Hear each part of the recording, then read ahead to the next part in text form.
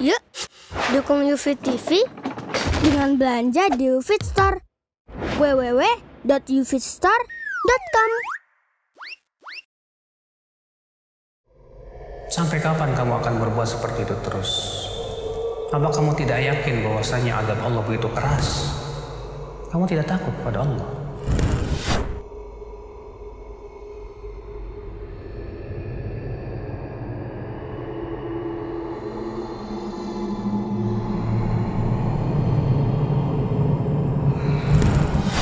Beristighfar tetapi tidak meninggalkan maksiat.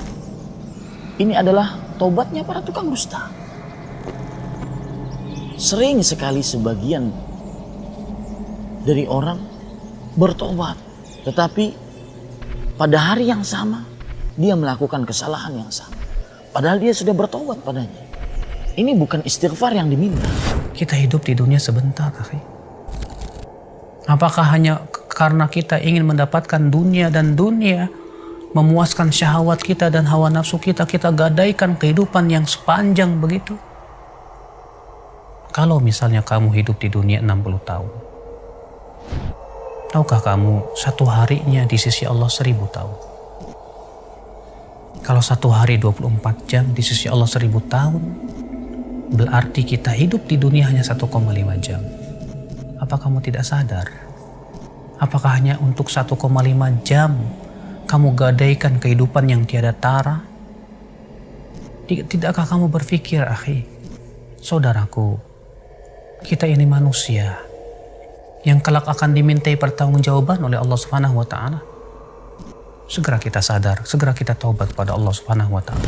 Bangun tidur sampai tidur kembali. Adakah kita lepas dari dosa dan maksiat? Tidak ada. Tetapi meskipun demikian, hal itu tidak boleh mengecilkan hati kita untuk mengharapkan ampunan dari Allah Azza wa Jalla. Jangan sampai kita putus asa. Allah Azza wa Jalla katakan, Qul ya ibadiyalladzina asrafu ala anfusihim la taqnatu min rahmatillah. Inna Allah yaghfiru dhunuba jami'an. Inna Allah yaghfiru dhunuba jami'an. Innahu huwal ghafurur rahim. katakanlah kepada hamba-hambaku yang tenggelam dalam dosa dan maksiat, jangan kalian putus asa dari rahmat Allah. Sesungguhnya Allah Subhanahu wa taala mengampuni seluruh dosa. Kegelisahan, gundah gulana, kekhawatiran, ketidaktenangan, dan ini dirasakan oleh setiap pelaku maksiat. Tidak bisa dipungkiri juga hal ini. Demikian juga orang yang minum khamar. Orang yang minum khamar, tatkala minum khamar dia merasa lezat, namun setelah selesai minum khamar yang ada kegelisahan. Maka dia ingin mencari kelezatan berikutnya.